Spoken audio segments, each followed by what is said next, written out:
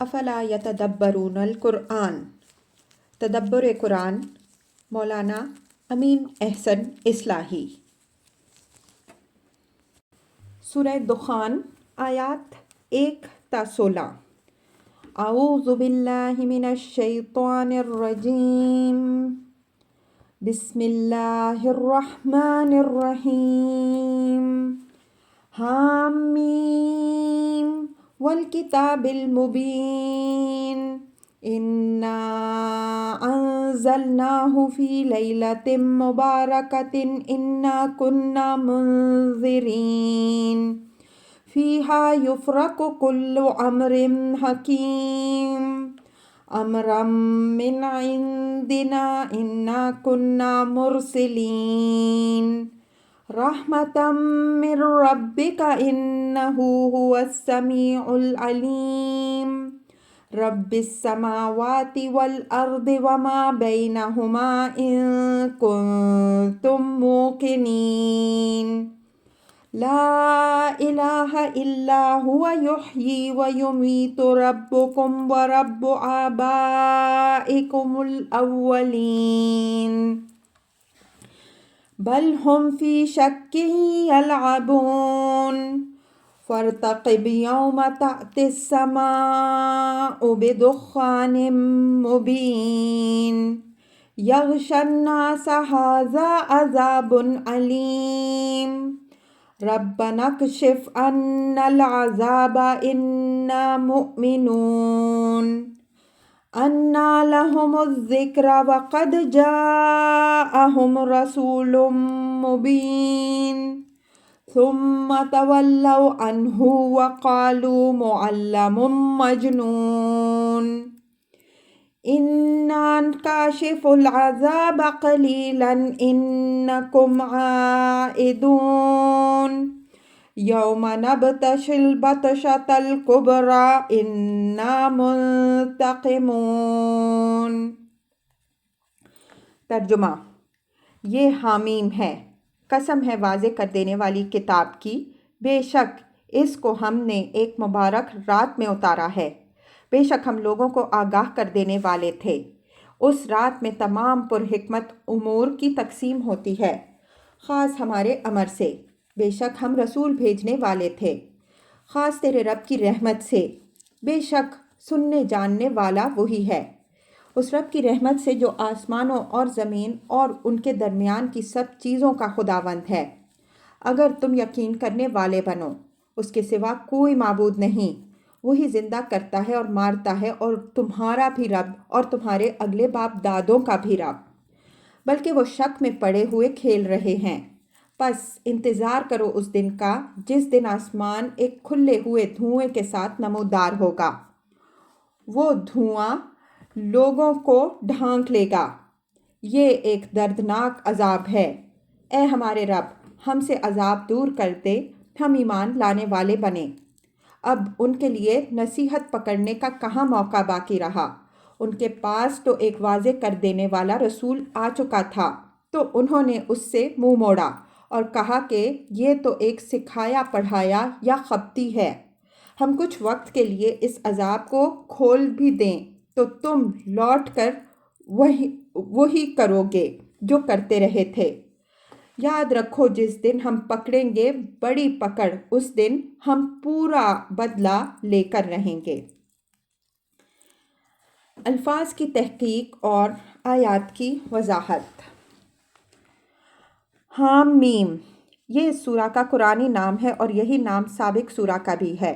ناموں کا اشتراک مطالب کے اشتراک کی دلیل ہوتا ہے، چنانچہ غور کیجئے تو معلوم ہوگا کہ سابق سورہ کی آخری آیت میں قریش کو تکذیب رسول کے جس انجام کی دھمکی دی ہے، اس سورہ میں اسی دھمکی کی تفصیل ہے۔ آگے کی آیات سے اس کی پوری وضاحت ہو جائے گی۔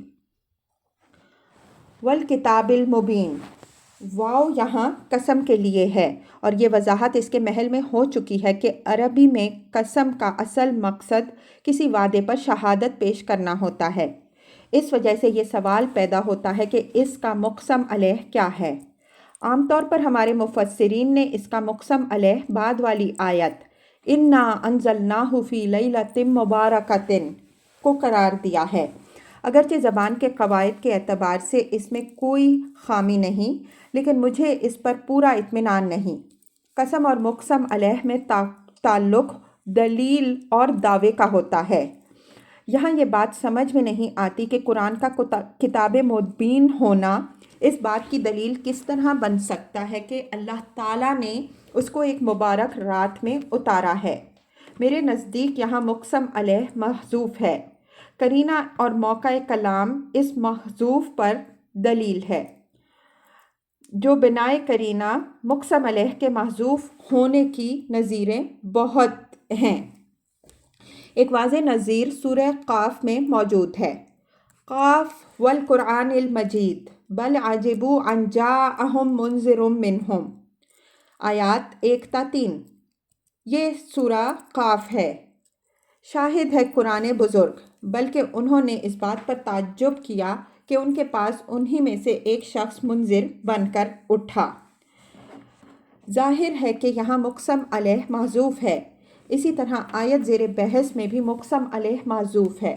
इस हज़फ़ का फ़ायदा यह है कि यहाँ वो सारी बात महज़ूफ़ मानी जा सकती है जिसके लिए मौक़ा कलाम मुक़्तज़ी हो। उस हज़फ़ को खोल दीजिए तो गोया पूरी बात यूँ होगी कि ये वाज़े किताब जो अपने दावे पर ख़ुद हुज्जत काते है, इस बात की शाहिद है कि ये झुटलाने वालों को जिस अंजाम बद से डरा रही है वो एक अमर शुदनी है। जो शख्स इसको पेश कर रहा है इसको खबती या दीवाना ना समझो, बल्कि वो एक रसूल मुबीन है। उसकी दावत तमाम तर हिकमत पर मबनी है। इसको कबूल करना बाइस रहमत और इसको रद्द करना बाइस नक़मत है। मतलब ये हुआ कि इन बातों की दलील ढूंढने के लिए कुरान से कहीं बाहर जाने की ज़रूरत नहीं। इनमें से हर हकीकत को मुबरहन कर देने के लिए ये किताब ख़ुद काफ़ी है। जो लोग इसको झुटला रहे हैं वो अपनी शामत को दावत दे रहे हैं। इन्ना अंजलनाहु फी लैलतिन मुबारकतिन इन्ना कुन्ना मुनज़िरीन। ये उस एहतमाम ख़ास का बयान है जो अल्लाह ताला ने इस किताब के उतारने के लिए फ़रमाया। मकसूद इसके एहतमाम से ज़िक्र मुखातिबों पर यह वाज़े करना है कि इसको कोई हंसी मस्खरी की चीज़ या किसी मजजूब की बढ़ ना समझें, बल्कि ये अल्लाह ताला की एक अजीम स्कीम का एक नहायत अजीम हिस्सा है। और इसके उतारने के लिए अल्लाह ताला ने वो मुबारक शब मुंतखब फरमाई जो इसकी तरफ से तमाम उमूर हिकमत की तकसीम के लिए ख़ास हुई है। मकसूद उसके उतारने से उन लोगों को इंजार करना है जिनके आबाओ अजदाद को इंजार नहीं किया गया था, ताकि उन पर अल्लाह की हुज्जत तमाम हो जाए और क़यामत के दिन वो ये उज़र ना कर सकें कि इनको इंजार के बग़ैर ही पकड़ लिया गया। इस एहतमाम ख़ास के बाज़ और पहलू भी हैं जिनकी तफसील इंशाअल्लाह सूरह जिन और सूरह क़दर की तफसीर में आएगी। लैलतुल मुबारकतिन से मुराद ज़ाहिर है कि लैलतुल क़दर है। चुनांचे सूरह क़दर में ये तसरीह मौजूद है कि उसी रात में अल्लाह ताला ने कुरान उतारा। इन्ना अंजलनाहु फी लैलतिल क़दर वमा अदराका मा लैलतुल क़दर लैलतुल क़द्र खैरुम मिन अल्फ़ शहर तनज़्ज़लुल मलाइकतु वर्रूहु फ़ीहा बिइज़्नि रब्बिहिम मिन कुल्लि अमर सलामुन हिया हत्ता मतलाइल फ़ज्र। आयात 1-5। हमने इसको उतारा है लैलतुल क़दर में, और तुम क्या समझे कि लैलतुल क़दर क्या है? लैलतुल क़दर 1000 महीनों से बढ़कर है। इसमें मलाइका और जिब्रील अलैहिमुस्सलाम उतरते हैं हर बाब में अपने रब के इज़्न से। वो सलामती ही सलामती है तुलूहे फ़जर तक। ये लैलतुल क़दर लाज़िमन रमज़ान शरीफ ही की कोई रात हो सकती है, इसलिए कि कुरान में ये तसरीह भी मौजूद है कि रमज़ान ही के महीने में कुरान नाजिल हुआ। शहर रमज़ान अल्लज़ी उन्ज़िला फ़ीहिल कुरान। सूरह अल-बकरा आयत 185। रमज़ान का महीना है जिसमें कुरान नाजिल किया गया। रहा यह सवाल कि यह रमज़ान की कौन सी रात है, तो इसका कोई क़तई जवाब देना मुश्किल है, روایات کی روشنی میں صرف اتنی بات کہی جا سکتی ہے کہ یہ رمضان کے آخری عشرہ کی کوئی رات ہے۔ تعین کے ساتھ اس کے ظاہر نہ کرنے میں یہ مصلحت الہی معلوم ہوتی ہے کہ بندے اس کے لیے جستجو کریں اور اس طرح ان کے ذوق و شوق اور طلب و تمنا کا امتحان ہو۔ بندوں کی اس طلب و تمنا کے اندر ہی اس لیلۃ القدر کی تمام برکتوں کے راز مضمر ہیں۔ ان تصریحات سے یہ بات آپ واضح ہو گئی کہ اس سے شعبان یا کسی اور مہینے کی کوئی رات مراد لینے کی کوئی گنجائش نہیں ہے۔ اس رات میں قرآن کے اتارے جانے سے یہ بات لازم نہیں آتی کہ پورا قرآن اسی شب میں اتار دیا گیا ہو، بلکہ یہ اس کے مبارک آغاز کا پتہ دیا گیا ہے۔ جب ایک کام کا آغاز ایک مبارک ساعت میں ہو گیا اور اس کے پورے کیے جانے کا فیصلہ بھی ہو گیا تو گویا وہ کام اسی مبارک ساعت میں ہو گیا، اس لیے کہ اللہ تعالیٰ کے فیصلوں کو کوئی دوسرا تبدیل نہیں کر سکتا۔ قرآن میں اس اسلوب تعبیر کی مثالیں موجود ہیں کہ اللہ تعالیٰ نے مستقبل میں پورے ہونے والے وعدے ماضی کے صیغے سے بیان کیے ہیں۔ لیلۃ مبارکۃ کی تنکیر تفخیم شان کے لیے ہے۔ خاص دنوں، مہینوں اور اوقات کا مبارک ہونا ان کی روحانی زرخیزی اور فیض بخشی کے پہلو سے ہے، جس طرح ہماری اس مادی دنیا میں موسموں اور فصلوں کا لحاظ ہے۔ ہر موسم ہر چیز کی کاشت کے لیے موزوں نہیں ہوتا، اسی طرح روحانی عالم میں بھی ساعات و اوقات، سالوں اور مہینوں کا اعتبار ہے۔ جو عبادت اللہ تعالیٰ نے جس وقت، جس دن اور جس مہینے کے ساتھ وابستہ کر دی ہے، اس کی حقیقی برکت اسی صورت میں ظاہر ہوتی ہے جب وہ اس وقت یا اس دن یا اس مہینے کی پابندی کے ساتھ کیا جائے۔ ورنہ جس طرح بے موسم کی بوئی ہوئی گندم بے حاصل رہتی ہے، اسی طرح بے وقت کی نماز، بے وقت کے روزے اور بے موسم کے حج بھی کچھ حاصل نہیں کرتے، اور اگر حاصل ہوتا ہے تو بہت تھوڑا۔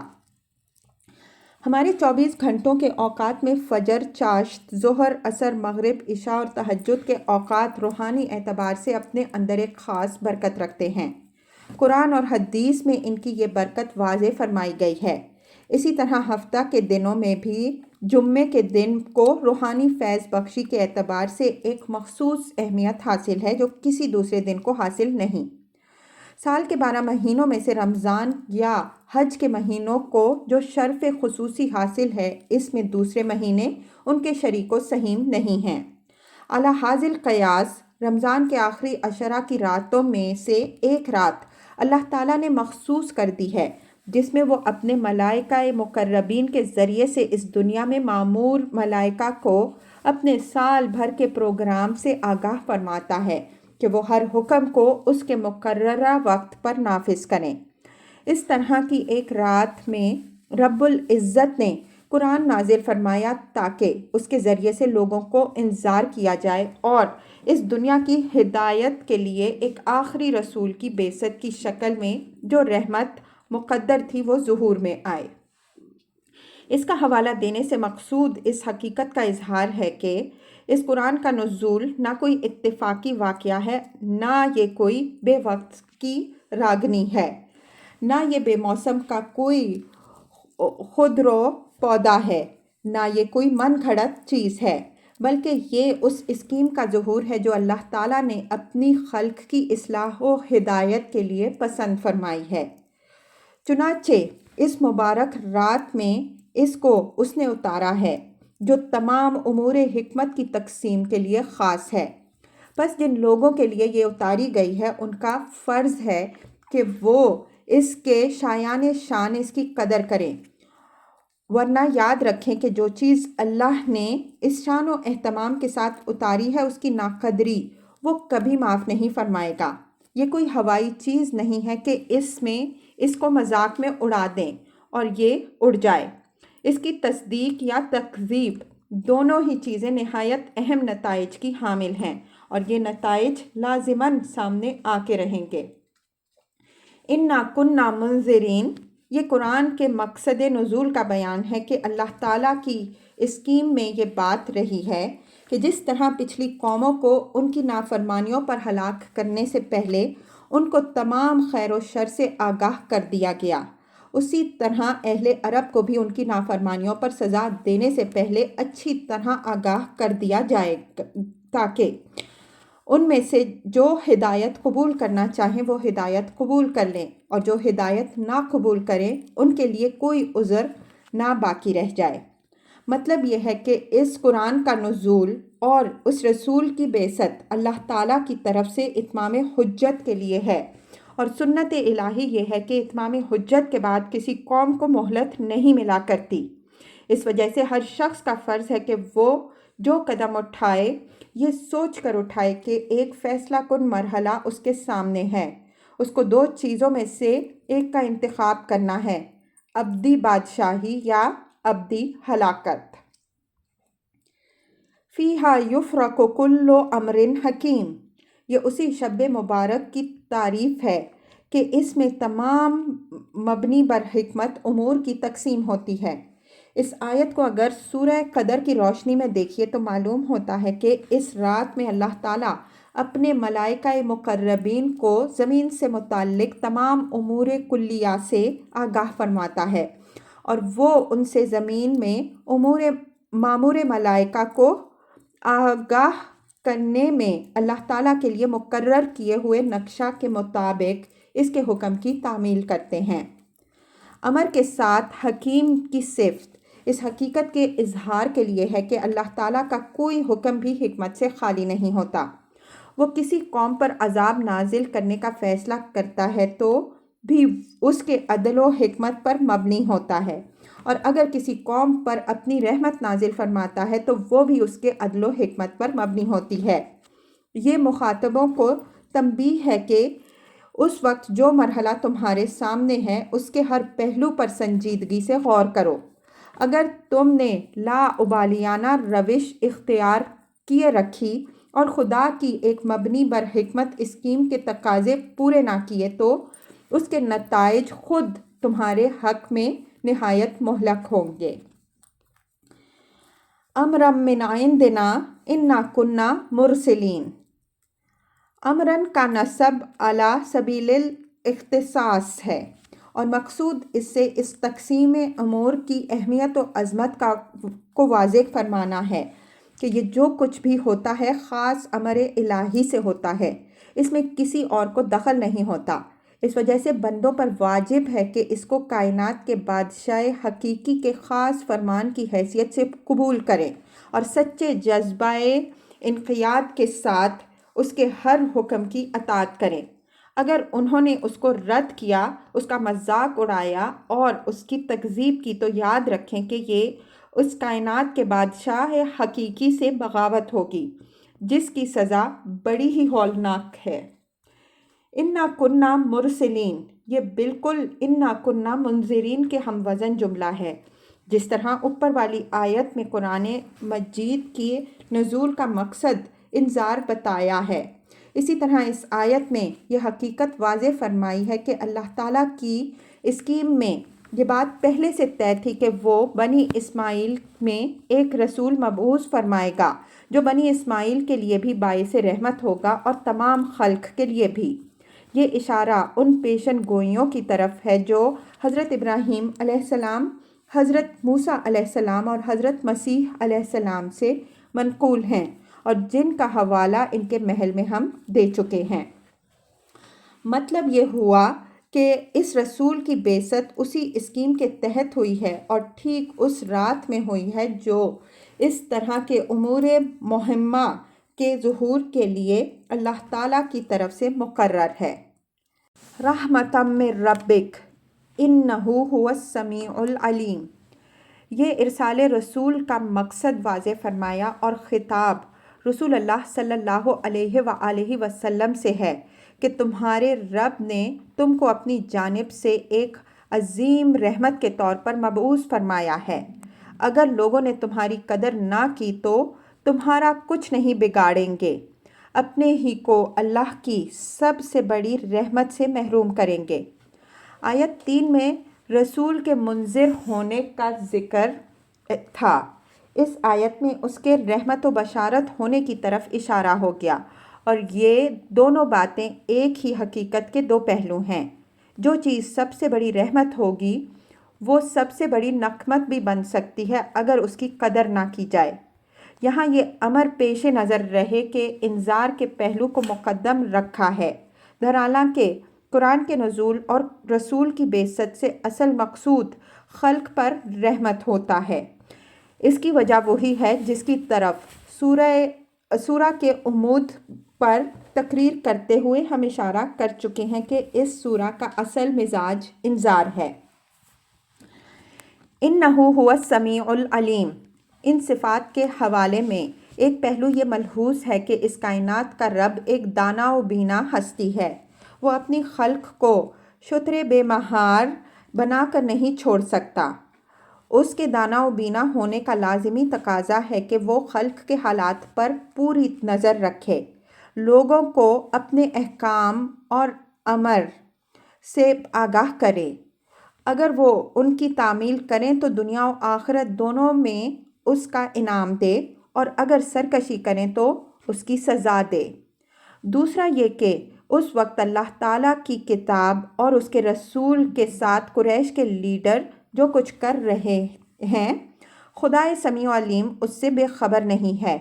ہر بات اس کے علم میں ہے، اور جب ہر بات اس کے علم میں ہے اور کوئی چیز بھی اس کی قدرت سے باہر نہیں ہے، تو نبی صلی اللہ علیہ وآلہ وسلم اور اہل ایمان رضی اللہ عنہم علیہم اطمینان رکھیں کہ جو کچھ اس کی حکمت کا تقاضا ہوگا وہ لازماً ظہور میں آئے گا، کوئی چیز بھی اس کی راہ میں مزاحم نہ ہو سکے گی۔ ان آیات کے مقدرات کو اچھی طرح سمجھنے کے لیے سورہ قصص کی آیت 45 تا 46 کے تحت ہم جو کچھ لکھ آئے ہیں اس پر ایک نظر ڈال لیجئے۔ رب السماوات والارض وما بینہما ان کنتم موقنین۔ یہ مخالفین کو وعید اور بڑی ہی سخت وعید ہے۔ فرمایا کہ اس انذار و تبشیر کو محض ہوائی بات نہ سمجھو جو محض تم پر دھونس جمانے کے لیے کہی جا رہی ہے، بلکہ یہ آسمانوں اور زمین اور ان کے درمیان کی تمام چیزوں کے خداوند کی طرف سے ہے۔ مطلب یہ ہے کہ جب وہی ہر چیز کا مالک اور خداوند ہے تو کس کے امکان میں ہے کہ اس کے کسی ارادے میں مزاحم ہو سکے۔ اگر وہ لوگوں کو پکڑنا چاہے تو جب چاہے پکڑ لے، کوئی اس کو بچا نہیں سکتا، اور اگر وہ کسی کو کچھ بخشنا چاہے تو جو چاہے بخش دے، کوئی اس کو چھین نہیں سکتا۔ ان کنتم موقنین، یہ مخاطبوں کو ملامت ہے تو یہ حقیقت بالکل بدیہی، لیکن کسی چیز کے ماننے کے لیے صرف یہ بات کافی نہیں ہے کہ وہ بالکل واضح اور بدیہی ہے، بلکہ یہ بھی ضروری ہے کہ آدمی کے اندر اس کے ماننے کا ارادہ پایا جاتا ہو۔ اگر یہ ارادہ کسی کے اندر موجود نہ ہو تو بدیہی حقیقت کا بھی وہ انکار کر بیٹھتا ہے، اور کوئی بڑے سے بڑا منطقی بھی اس کو قائل کرنے پر قادر نہیں ہوتا۔ لا الہ الا ہوا یحیی و یمیت ربکم و رب آبائکم الاولین۔ یہ اوپر والے مضمون ہی کی تاکید مزید ہے کہ اس کے سوا کوئی الہ نہیں جس کی سفارش تمہارے کچھ کام آ سکے۔ زندگی اور موت سب اسی کے اختیار میں ہے۔ وہی تمہارا بھی رب ہے اور وہی تمہارے اگلے آباء و اجداد کا بھی رب ہے۔ اگر تمہارے آباء و اجداد نے اس کے سوا کسی اور کو پوجا تو یہ ان کی سفاہت و جہالت ہے۔